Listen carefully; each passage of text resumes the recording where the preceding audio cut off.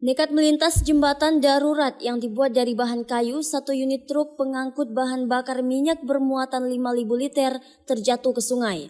Tepatnya di Kampung Pelita Sagojaya, Kecamatan Indramakmur, Kabupaten Aceh Timur pada Sabtu 7 September 2024. Jembatan tersebut merupakan satu-satunya akses warga yang menghubungkan 3 desa, diantaranya Desa Julok Raya Selatan, Desa Julok Raya Utara dengan Desa Pelita Sagojaya.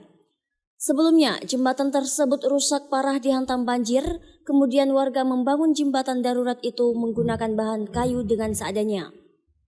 Kecik Pelita Sagojaya Amiruddin mengatakan, kejadian ini terjadi sekitar pukul 8 pagi dan tidak ada korban jiwa, namun supir truk mengalami luka ringan dan syok disertai kerusakan pada jembatan yang dibangun warga.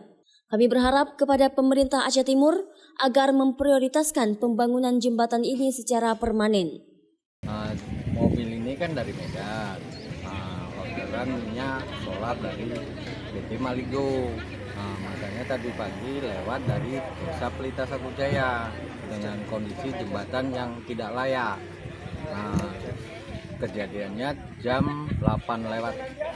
Perintah daerah khususnya pada PJ Bupati Aceh Timur dan DPRK semoga minta tolong prioritaskanlah masalah jembatan ini tahun ini, karena kan udah sering terjadi. Ini yang kedua kali, yang udah 2 kali kejadian.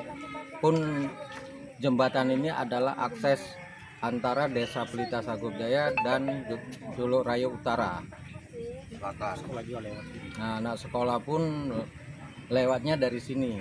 Apabila jembatan ini tidak diperbaiki, rusak, maka seluruh akses jalan lumpuh total. Dari Aceh Timur, Romi Syahputra melaporkan untuk Puja TV.